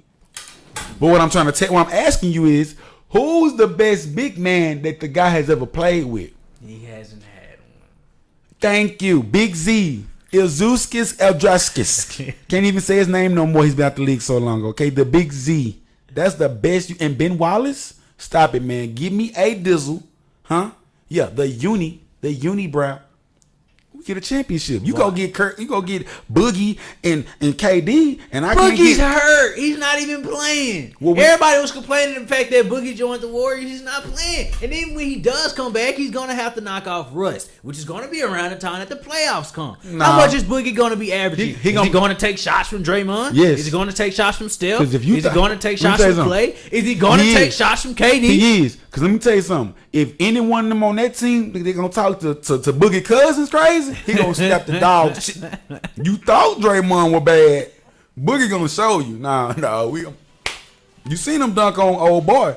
Your partner KD, he dunked on him in practice. You seen that one on okay. Like I said, maybe the Warriors are all icing right now on the cake. But I think that maybe Boogie might be the cake. And those shooters might just be the icing. 7-footer. So Boogie would be the cherry then, right? Nah, man. Cause look, did you see how James Harden was taking his visa and traveling across the court, and when he got to that damn rim, nobody's contesting that. That is piss poor. But Boogie at 7 foot and an attitude, Pitbull. Hey, yeah, we pin that. You better get your even if you don't block, you get your. Might get a technical. We don't know, but we need that though. But we need AD in LA with LB Jack. What's wrong with? Never mind. Okay. Then I asked what's wrong with the roster, and then Bruce will find a way to degrade the roster. What roster? I know. Which roster? No, let's not say what roster. Which roster? The Lakers? Yes. What you mean? What's wrong? We full of guards. No big. Okay, so Zubac give me 20 and 10 one out against the Warriors. Shock the world. We need that Zubac. He reminds me of the center off the 6 man. You ever seen the 6 man? I did see the 6 man. You remember the center that blinded? That's who Zubac reminded me. I didn't know who the hell he was. But you put AD with LeBron. Mm-hmm. You got You like Lonzo. You see Lonzo. You see Lonzo coming up. He's trying. Lonzo doing. Don't. Hey, no. Because he's stepping himself into a really good defensive player. Come on. And we already know. I praise his facilitating on the floor. Know it. You know that. All right. Kyle Kuzma. Kuzma's already here. Who else you love? Huh? Who else you love? Hey, Lane Stevenson. That's what I'm talking about. The roster is ready. We just missing that one big guy. That other guy who can give me a double. Because you know LeBron going to go out there and 29 and what I do. We need that other guy give me 30 and 15. So my question is, if AD had came this year, would that have been enough to beat the Warriors in the playoffs? Yes. I love. I don't think it would have. Anthony. Why you don't? Wait a minute. Who's stopping Anthony Davis really in the West? No one. But that's the thing because, like I said, okay, I give you 2 things. Okay. I give you 2 things. The Warriors don't, of course, we know this, don't have anyone to match up with LeBron. They won't have anybody to match up with AD. No. The Cavs don't have anybody to match up with not the Cavs. The Lakers. Not the Cavs, the Lakers. Jesus Christ. Don't have anybody to match up with KD. Who's going to match up? No, yes, we do. Who? Brandon Ingram. He's stopping KD. Are we doing this? I'm not saying he's. Is this a thing today? I didn't say. D, shake your head. Is this a thing today? I didn't say. I don't know. I said, is this a thing today? The key word that people have to understand when they're talking, matchup. You didn't say, can he stop? Oh, so you're okay in limiting. He can limit. Okay. My guy's 6'10", slim, slender build, long, just like Kevin Durant. And who's taking Steph? Who you thought? Huh? The other light-skinned pretty boy from Chino Hill. Huh? Shout out to his daddy, man. Lonzo. Shout out to my guy. Lonzo. He's showing the black household how to make a millionaire. I love him. You almost finna get Lonzo's son, but I got you though. Okay, don't play with my guy. Get that boy's son. Don't do. Come on, son. Come on, son. Let me see, I'm tired of y'all. Y'all wasn't even basketball fans. Do y'all know when Stephen first got into the league with Donnie Nelson, he had toothpick ankles? Yes, I do know that. We all know that. We all know he was an injury play guy. Shaking and baking. He was injury play. He wasn't doing all what you carrying a ball and he wasn't doing that. But due to NBA technology, all right. A couple cortisone shots in the ankle. He ain't got number steroids in his ankles. Down there, man. Numbers and you know what's gonna happen? He better quit wearing them Under Armours. That might they not cleats. I do them in the cleats though, cause Cam be clean out there, but I don't do it with the low top basketball. Coming up next when we return, we'll get into some Dallas Cowboys Triple D and what may be the ultimate argument because Bruce. No, I'm not gonna. I'm 2019. I'm not arguing no more. I'm living my best life. I ain't going back and forth with you. Y'all know the lyrics. Go and finish the little spot. This is SOS Nation Podcast with Tony Monk and Bruce Taylor, and we will return in a moment. Do not, and I repeat, be nosy on our conversation. Go get your Williams and come back. Here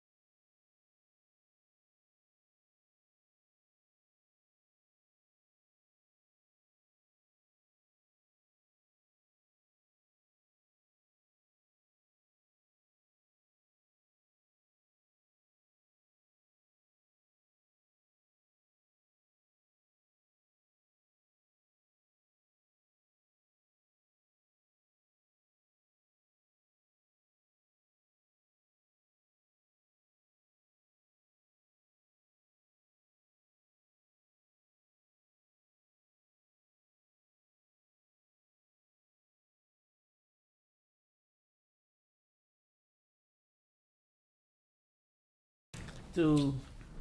It is the new wave of sports that is sweeping the nation. It is SOS Nation, a part of Spot on Sports, where we're not just accurate, but spot on. Tony Monk, Bruce Taylor. Powered by GEEKLETES, Come, Compete, Conquer.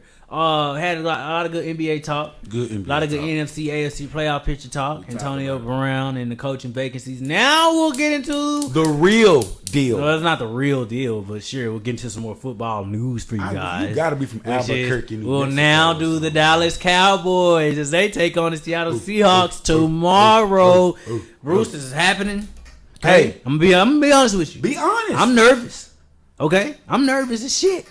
Let me tell you something. I ain't nervous. Man, here you go. I'm prepared. You sipped on that crunk juice for you. No, I'm not nervous, dog. I'm prepared. Let me tell you why I'm not scared. I got them 2-1-4 boys behind the line. You got 2-1 behind the line. I'm tired of you, all right? You got 2-1 behind the line. What it's gonna take for Dakota to get your respect? When Dak wins the damn game. So that means all right. Zeke gonna run over 100. He gonna do him. But Dak gotta win. You can't respect Tony Romo a lick. Not even a smidget. First of all, you just said what I say. The past. All right. 19. You right. We here. You right. We ain't talking about Tony. Tony right. gone. Tony in the booth. You right. We talking about right now. All I know right now you is that quarterbacks are judged off postseason wins. We ain't going back there.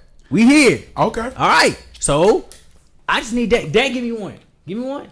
Okay. First give of all, me one. And right now he's sitting at 36% of my respect. Wow. Dak will then get booted up to probably 50 if he's lucky and makes it look good. Probably, huh? Probably. Let's be respectful.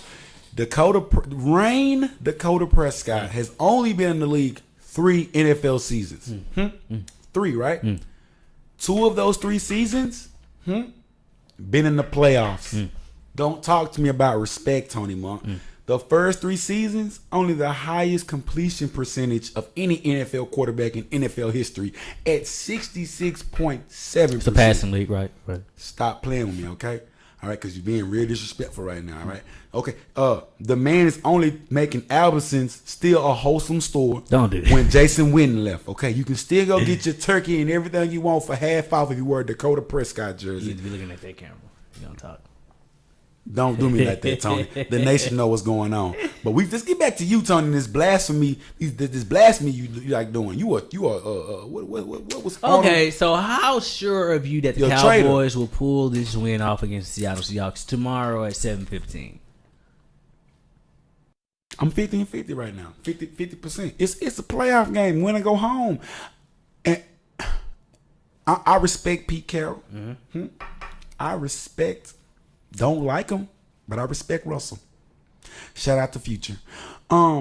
He has I know the Cowboys gonna win. Future got an album dropping January 18th. Russell ain't gonna be in no stadium listening to that shit. You know what I'm saying? It's gonna be all Dallas Cowboy momentum. So I'm not gonna worry about that. Seahawks, they don't turn the ball up. Got the best turnover ratio differential in the NFL. They only turned it over 18 times, which is very low. They didn't turn it over at all in 8 of the 16 games they played in. Really good stat. They're not the best running team, but they have the number 1 rushing attack or top by committee. Right. But I'm saying though, even if they're not getting a lot of yards, they're gonna still run the ball. I'm scared of Frank White as a defensive end. Bobby Wagner is still an all-pro linebacker. Pro Football Focus made him out to be the top linebacker this season. Of course, and I respect it. But where I don't respect him is the back end. See, it's a little thing that was happening in week 3. You know, at that time we didn't have a wide receiver. We thought, hey, Gallup is going to do it. We just need Earl Thomas to come along. And we were teetering and tottering with the Seahawks franchise trying to get Earl Thomas. We didn't get him. Earl Thomas put on a hellacious game for us that day. 2 interceptions, 12 tackles. If I'm not mistaken, a fumble recovery. He balled out. Took a bow to the sideline. Well, if you didn't know, I don't know if you've been watching football, Tony, but he broke his leg. I did. The last remaining heart, soul beat of the Legion of Boom. It's gone. And what did I tell you about heart and soul? You can be here, but if you ain't got no heart, no soul, you really just a walking zombie. And that's what the Seahawks are. A walking zombie. You're walking into the playoffs of your persona of LOB and we've been to the playoffs. Marshawn, none of those players are there anymore. Okay, well, there are chances that the Seahawks did indeed overachieve this season because we were not expecting them to actually make the. I didn't think they was gonna make the playoffs, to be totally honest with you. But what happened was Jimmy Garoppolo got injured, and you put your faith in him at the beginning. Of the season. We're not gonna talk about Jimmy Garoppolo because we haven't talked about him in 16 days. Well, don't bring in Jimmy Garoppolo's name into this conversation. Oh, now it's Garoppolo. He's a hurt man. But before the season started, it was Jimmy G. Jimmy G. Jimmy J or Jimmy Garoppolo. He had a nickname, Jimmy G. Jimmy G. Now Get it right. Get it right. And you making this all sound like he's Spanish. Garoppolo. That ain't Spanish. He's all that in a bag of chips. He ain't Spanish. He just got hurt. He just play like he's Spanish though. Now. All right. He'll be back next season. Do not talk about a hurt man when he is down. Why not? Do not do that. Why not? No, I will talk about you when you were down on your lowest. You're ACL injury looking bad. Who had an ACL injury? Whatever Jimmy G had, okay? Even though he did it to himself. The man told his ACL shaking out of bounds. He did that to himself. I just said that. Shut up. Put your faith in Jimmy Garoppolo. He was trying to make a play because the rest of his teammates weren't doing it. Much like number 9 did back in the day. That's why he was so hurt. Number 9. We ain't going back though. Anyway. Oh, you to my Tony Romo. There you go. Don't do that. Sad as hell. Anyway, but no. Here's what scares me about the Seahawks. Yes, and this is what we talked about earlier. Mm-hmm. When you have these quarterbacks that have been prepared. Yes. Now, we said this in the car on the way here that Russell Wilson did indeed ride the backs of the Legion of Boom for the first 2 or 3 seasons. Four seasons. Whatever. But he also proved in that time span that he could be a good passer. He did. Now, not Aaron Rodgers. Russell Wilson did win a Super Bowl, correct? Albeit, he also lost a Super Bowl with his arm. He did. So, but he was there. Is what I'm trying to tell you. Yeah, you there because you got 7 Hall of Famers on defense and 1 behind you. I'm saying he was there. And I'm saying with that, you gained the experience. Yeah, that's true. Needed to say, okay, I know how it feels to win in a wild card round. Mm-hmm. I know how it feels to win a division and NFC championship as well as get to the Super Bowl. I know when the pressure is on, how I need to conduct myself when my teams may be all over the place. Now, you look on the other side of the ball and you have all these young cats on the Dallas Cowboys team that haven't been there. And I'm not saying that to bash them. I'm saying we have been there. I just told you. Listen. We just went the year before last. Yes, Bruce. But you're not understanding that you don't gain that experience by losing.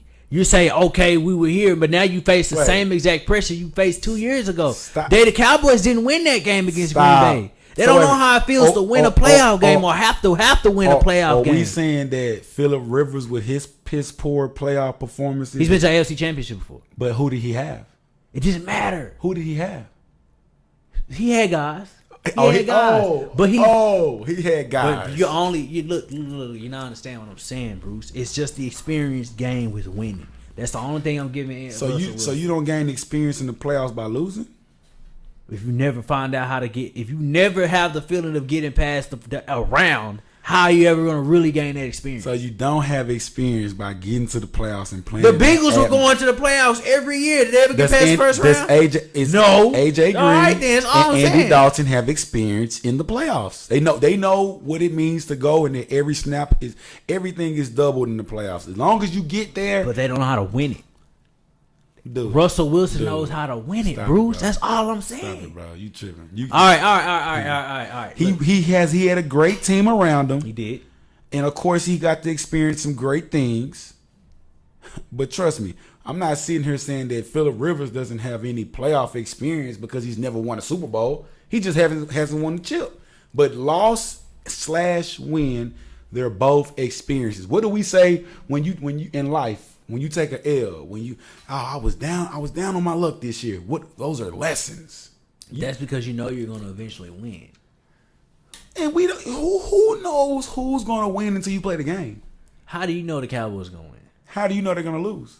Because they've always lost. Wow. I shocked y'all. Yes, bro. Let's call it what it is. Hold on. We've always lost, but who's your favorite quarterback that you think? We ain't gonna talk. We just said we wasn't gonna go back. But listen, this guy has been quarterbacking the team for the last decade, and we ain't won Tony nothing. Romo into this thing. Lump him in. We'll go ahead and throw him in. Throw T Romo on the table, and I will gas him.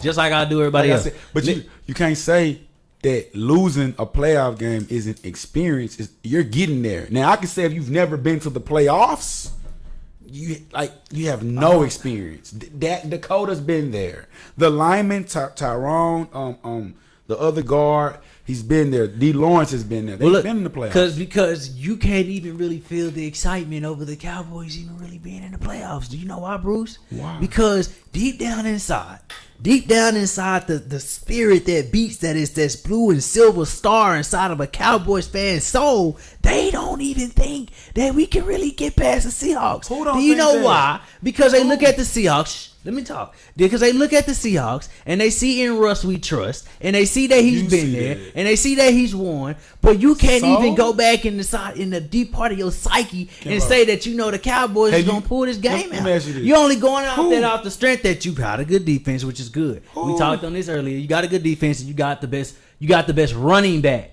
the leading rusher this season within the past 2-3 years. Yeah.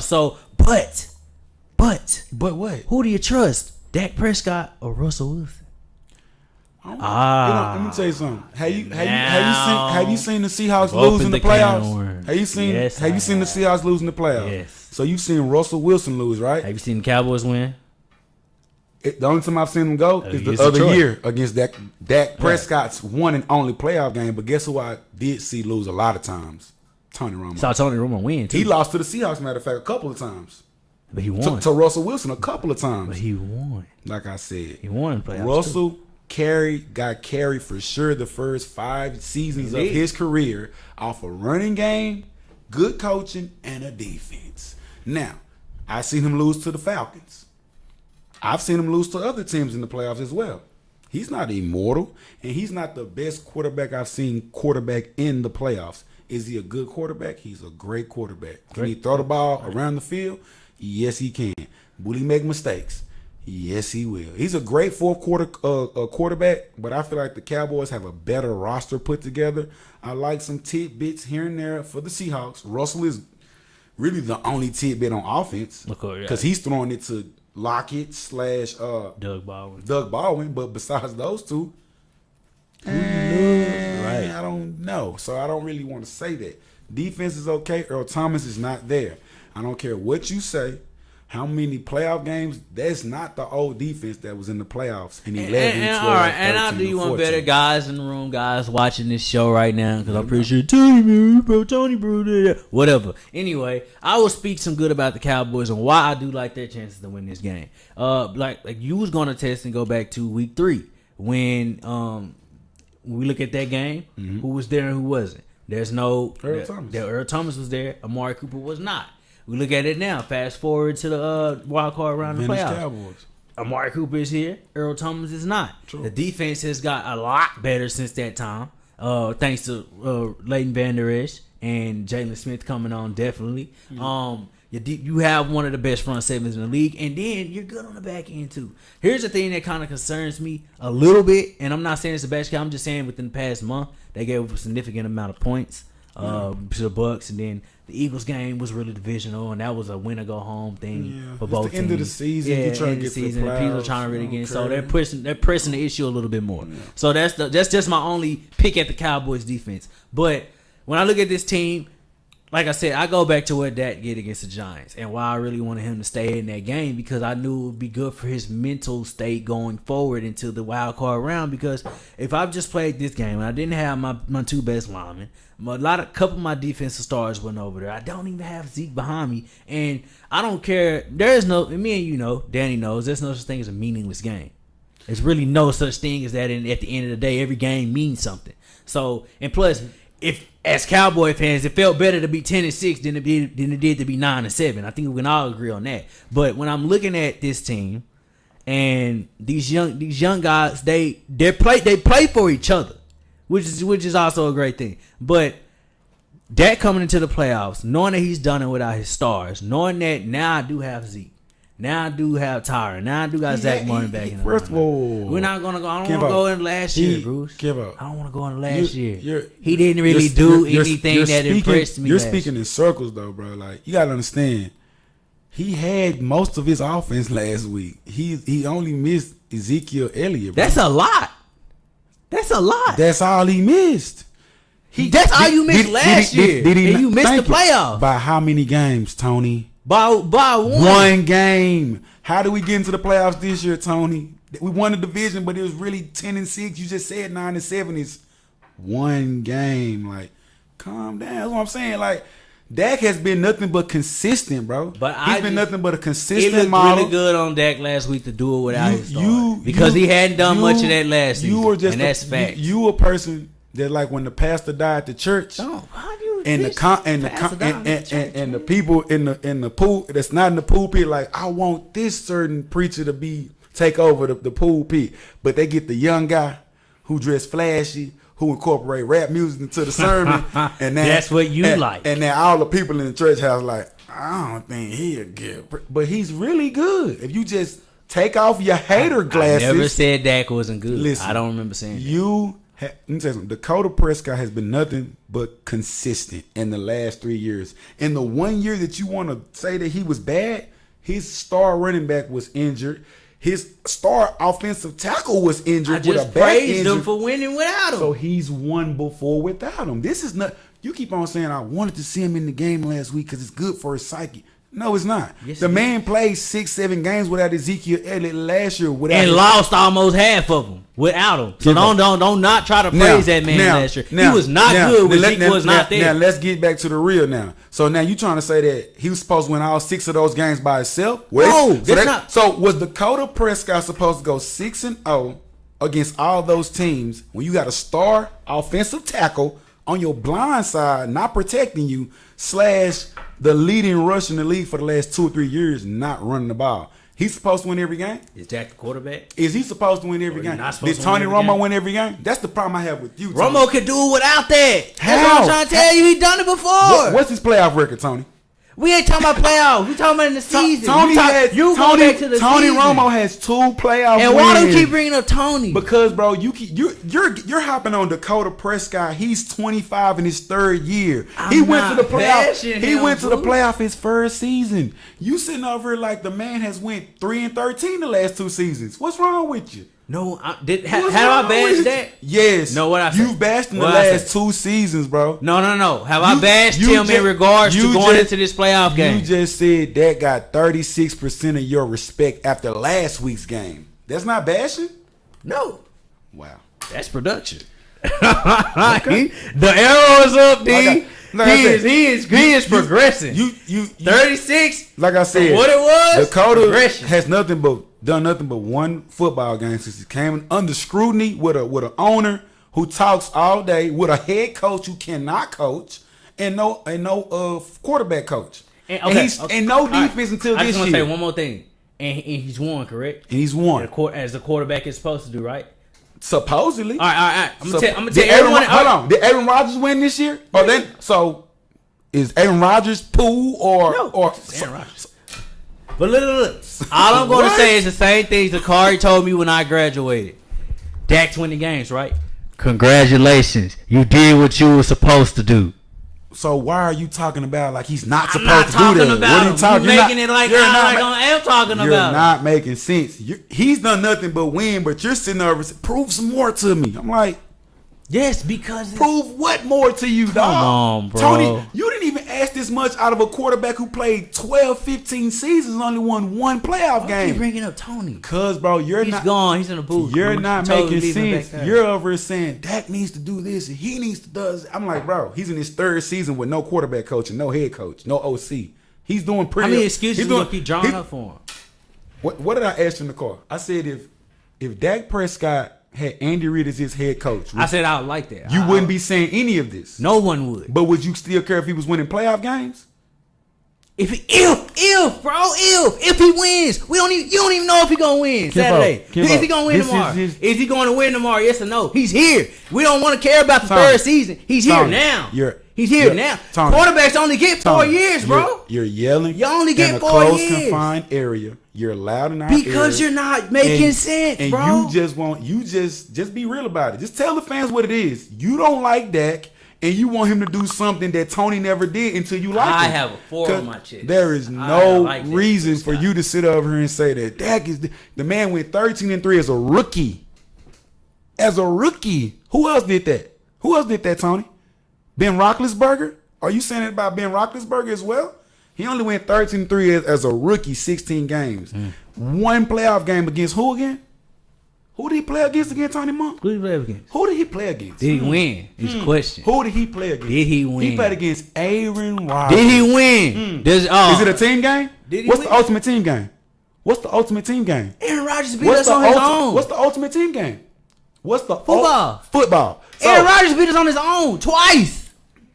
Is it Aaron Rodgers? He beat us on one leg the first time, and then he beat us the second time on a play he made up in the huddle. Now you're lying because what you talking about? Did Dez catch that ball?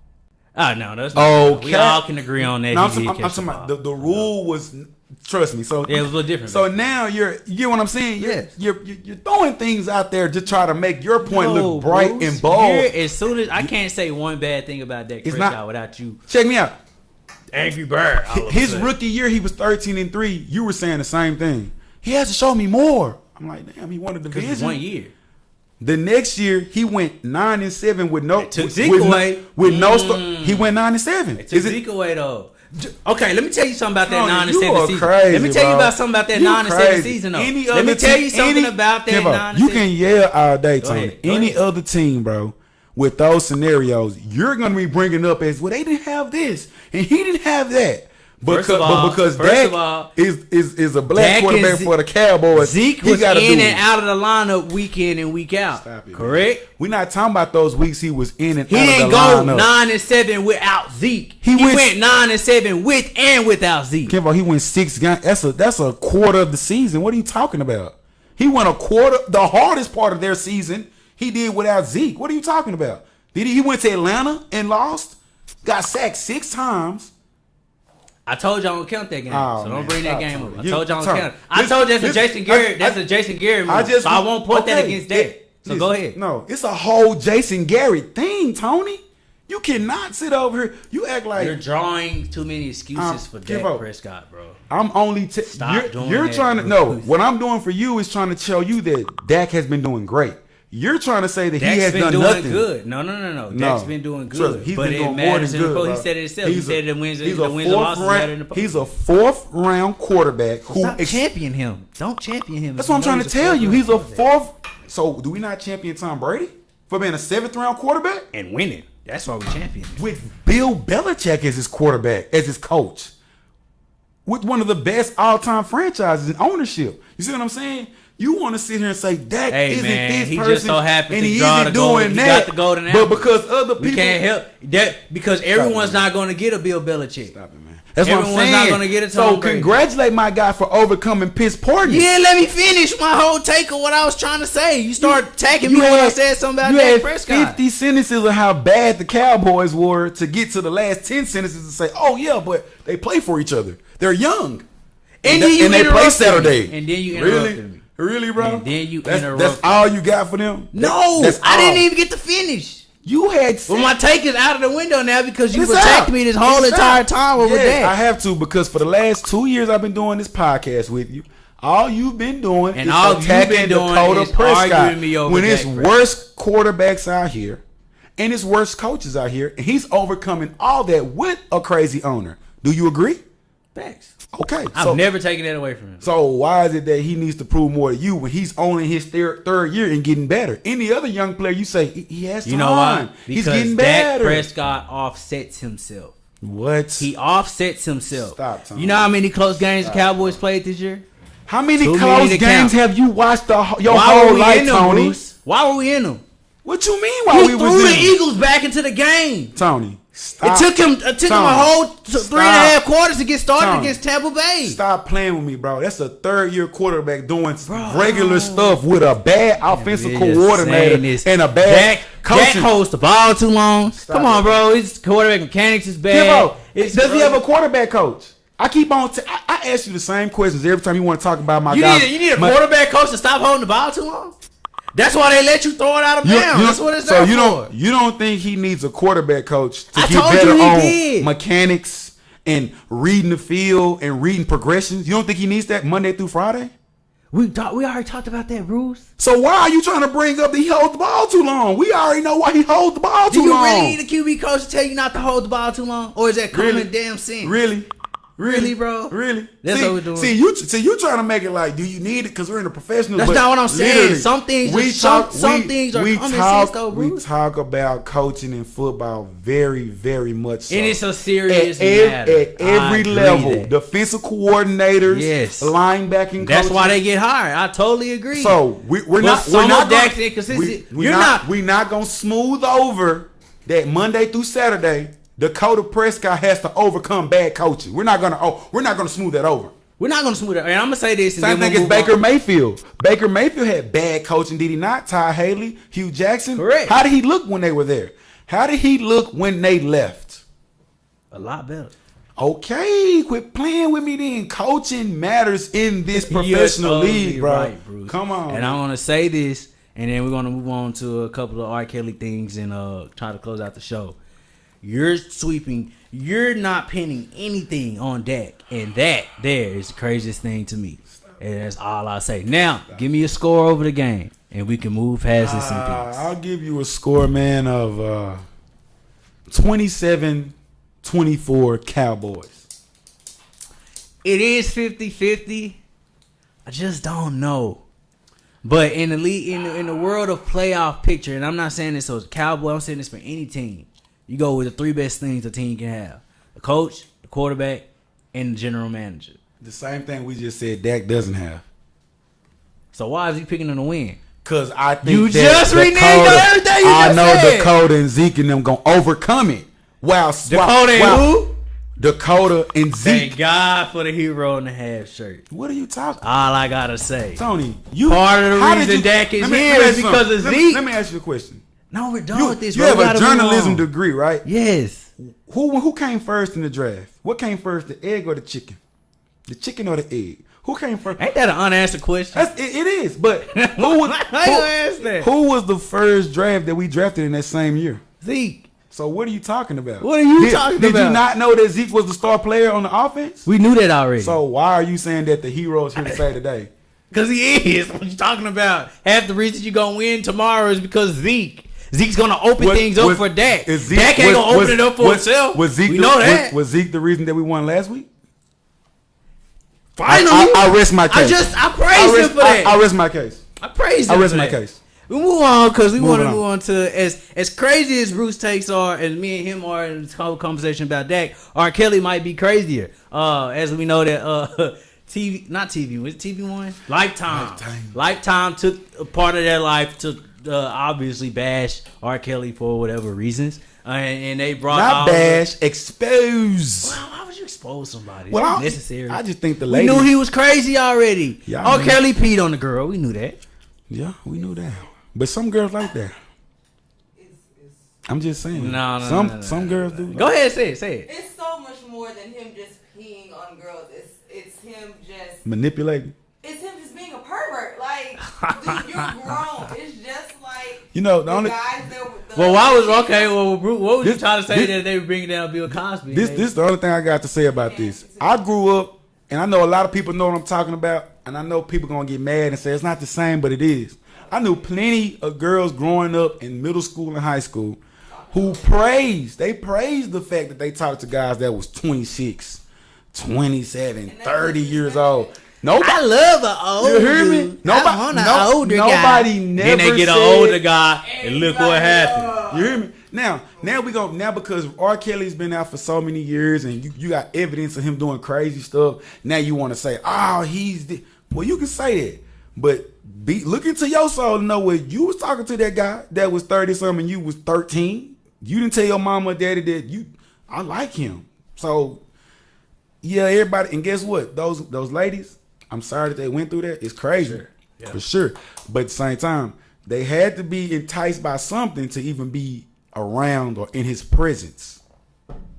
He didn't kidnap him. It's not human trade. He not going to your house, putting some over your mouth and making pull it up with no sweet nothing. No, you listening to Honey Love and Step in the Name of Love, and then when you see Kels, when he tell you, hey, sign this waiver, you can't bring your cameras in here.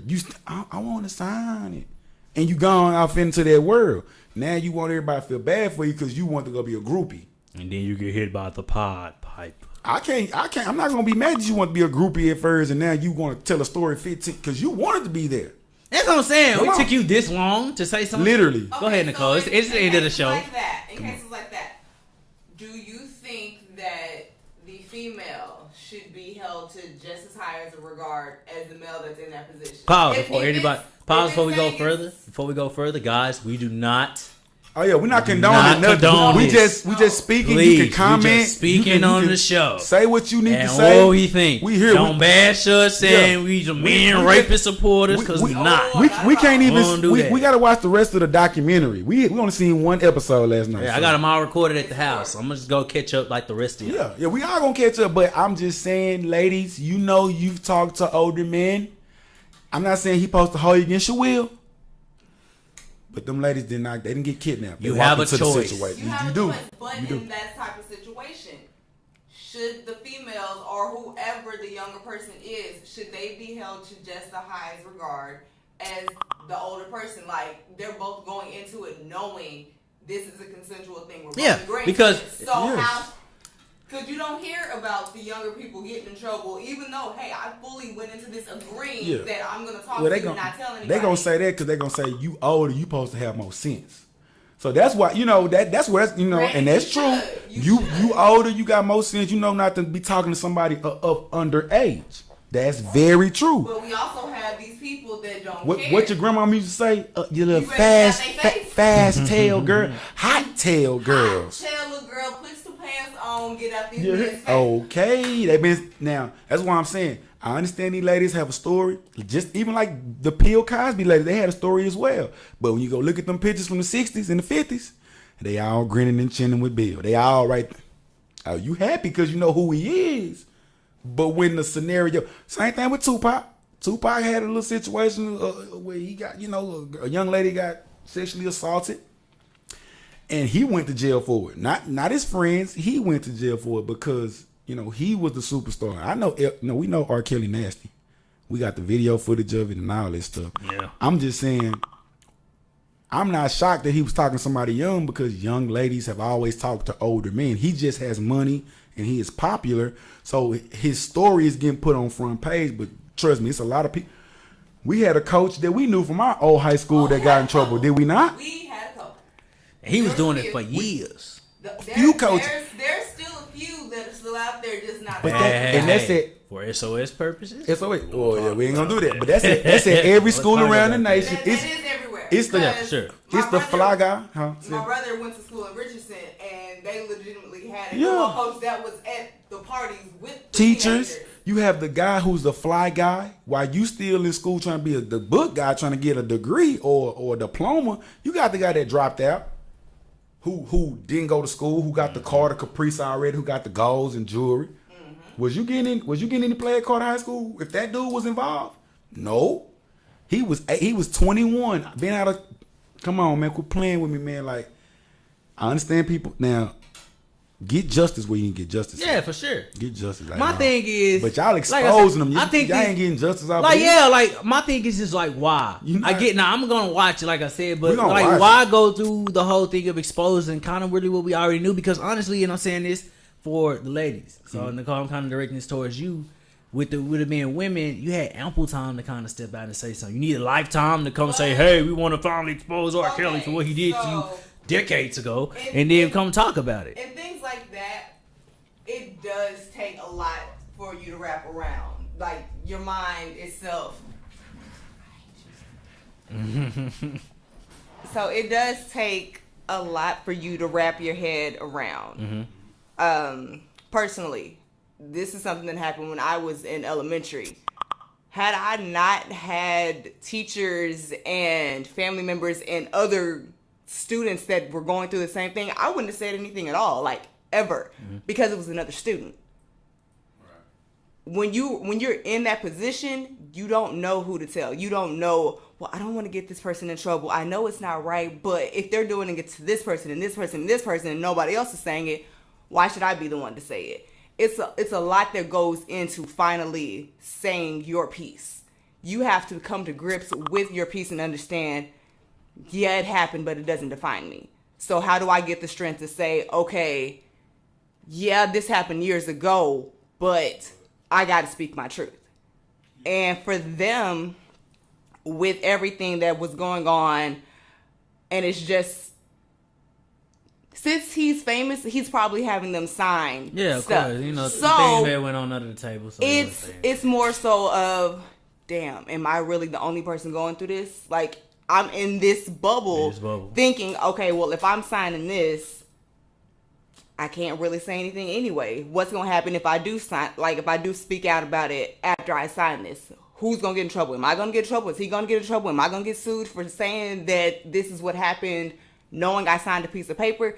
It's a lot that goes into finally saying that. So for them to say, I'm willing to expose my life and my truth, even though it might affect him, it's a brave step, but you also got to think, what is being dramatized? Because of who he is, you have to be kind of cautious of saying, okay, this is your truth, and I can't tell you that this isn't your truth. But what is your intention of telling us your truth now? That's my thing. Is why I get it. It takes time to wrap your head around. I'm not saying it has to happen the next day, or even a year from now, or a year from that time, 2 years. It's a mental thing. Things mess with your psyche. You kind of get all over the place. But when Lifetime steps up and says, "Hey, we finally want to just, like I said, expose R. Kelly. We want y'all to come tell y'all a story," I just think honestly that was ample time, because some of those ladies still cried. You cried then. You would have cried 8 years ago. So like, what's the difference between saying something then and saying something now? And I think that we could have been known about that. I want to say this, it's a male perspective. I think for sure, even though we all know it's wrong what he was doing, I think a stable male perspective. It's still a male perspective and a female perspective, and a lot of males are feeling. I don't say they feel some type of way or they feel a type of way, but you start to question, because you know how women, when you have money and power, how they throw themselves at you, and that's where the enticement could have. That's where, and that, because this is what I'm saying. The people who do go through these things, like you said, they're scared to say something.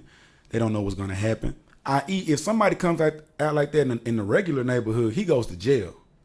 You go to if a girl comes out that's underage and says, "Hey, I've been dealing with this man," no matter if she knew it was consensual or not, the man will go to jail. Indeed. Regardless. Indeed. No matter how much in love they were. If somebody finds that, they can go to jail. There's no way that you didn't know at the age you were at. You knew it was wrong. You wanted the fame. You wanted the bottles, the glitz, the glam. Now, to be a part of something greater than yourself. Now, did that entice you? It did. But this is my favorite saying to people. Don't get lost in the sauce. You got into that world, you start getting pictures and meeting different people, and you got lost, and then you looked up 6 months later and said, "Damn, I ain't left and went home in 6 months." You never knew the guy though. You know what they tell you? Don't get in no relationship with nobody you don't know him. You jumping into a whole full-fledged relationship with this person, and you don't know if R. Kelly crazy or not, but you find out 6 months later. But you never left. You just stayed a couple more years. Mm-hmm. Not that you didn't stay on your own. You could have been held with, you know what I'm saying? I'm not saying that. I'm just saying, everybody, male and female, put yourself in a better spot. You see, Bill Cosby, 80 years old in the penitentiary, because when he was 20-some years old, he thought slipping pills in your liquor would be a good feeling. And they finally stepped out at the end.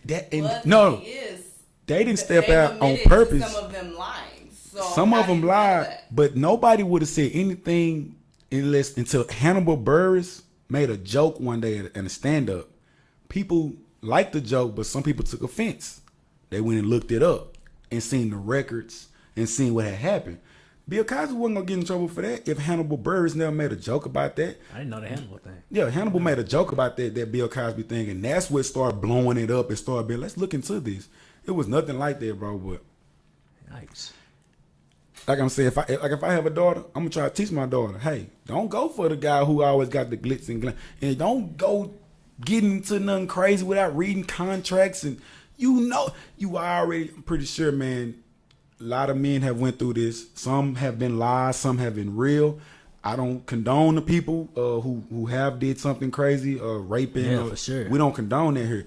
But at the same time, it is a lot of people out here who are getting hurt because a lady got mad because dude didn't want to make her number one, or you thought that you were the only one, but you found out that you were another groupie. Now you want to put him on blast and tell his personal. Let's quit being messy and petty. Get your money from a lifetime check, ladies. Future ladies that still deal with R. Kelly, please say something. Either be honest, just say something. Speak up. You have to be condoned. Say it. You have to save yourself. Yeah. Nobody gotta save yourself before you try to save someone else because of their status. Don't worry about that. At the end of the day, it's only you. That status ain't gonna save you. Closing thoughts to close out of the show. Nicole, we'll let you go first. You can close out on anything that you heard from the show today. Doesn't matter. Okay. Bruce, why would you do this? Don't do that. No, but I do appreciate you guys for opening up the floor for that discussion. Indeed. Because a lot of guys don't like having the consent discussion. We care. We care. We do care. Points for later. I don't like nobody get finessed into jail time because somebody wanted to give you some and then they mad because you. Yeah, for sure. Just be honest. Speak your truth. Live your life, but protect yourself. At the end of the day, protect yourself. Bruce T, closing thoughts. It just can be on anything. Of course it was, Tony. Let me speak. First of all, shout out to my guy Danny right here, man. We're watching college basketball right now. It's Buffalo, Eastern Michigan and Buffalo. So that's one thing I want to do. Shout out to my guy Danny. T, first show of the year. We did a great job, my guy. A lot of energy, high level. Shout out to SOS. La Familia. I ain't seen y'all in a while. Y'all know how it is, man. I love y'all, man. One day we're going to come back together. We're going to do this again. We'll be back next week. Cowboy fans, get all the beer you can. Go to the liquor store early. It's going to be a party tomorrow night, okay? Don't worry about what Tony talking about. He's a party downer. Don't worry about it. Closing thoughts to close out the show. We always thank everyone for watching this, of course. We hope that you enjoyed the amount of content that we did give you guys today. I guess I could touch on the R. Kelly situation. Like I said, ladies, speak up. Speak. I promise. And when you think that something is going to happen for you for opening up the truth, if the truth needs to be let out, then you have to let that out. Square business. You gotta. Support is everywhere. I know it's it makes everywhere. you think that it's not support. Do not be afraid, ladies. Not for real. And that is men too. Yeah, men, because we get treated the same. We do, and that's what I'm saying. We don't. Men, y'all gotta start speaking out more because people we scared. People really think that men don't go through sexual abuse and stuff. Yeah, we do. Y'all gotta speak up. But men are scared because you think you're gonna go to jail or it's gonna be reversed on you. Hey now. So, like I said, everybody, let's just be better, man, and watching our surroundings. Indeed. Knowing who you dealing with. So both of y'all walking me to the car tonight, right? Of course. Yeah, of course. But y'all y'all had y'all closing thoughts. It's my turn. Oh, damn, my bad, team. Yes, ladies. Damn. Save yourself. Continue to vote for the All-Star game. Vote for your favorite players. Luka Doncic. All right. Steph Curry. Let's do that. Back away from LeBron. No, LeBron is leading the vote, so we know what's going down.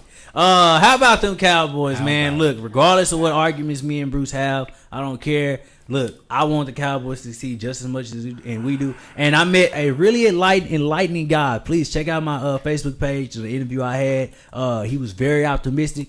I'll go with him. If you think it's going to happen, cool. Let's do it. Cowboy up. Comment, rate, subscribe. Drop us a like. We would always appreciate it. Check out our YouTube page. Ring the bell. Hit the share. Do whatever you got to do. If you want to see more Spot on Sports, let us know what else we can do to give you guys some more content. Yeah. We like to thank GEEKLETES and Danny Martin. Come compete, conquer, and look out for esports and the work that he will be doing fairly soon. I will be doing commentary on that. Indeed. I will be the John Madden of the esports gaming world. You just wait on it, guys. This is Spot on Sports, the new wave of sports that is sweeping the nation, where we are not just accurate, but spot on. I'm Tony Monk. He's Bruce Taylor. Nicole Franklin over there to our left. And we will see you guys next time. Oh, boy.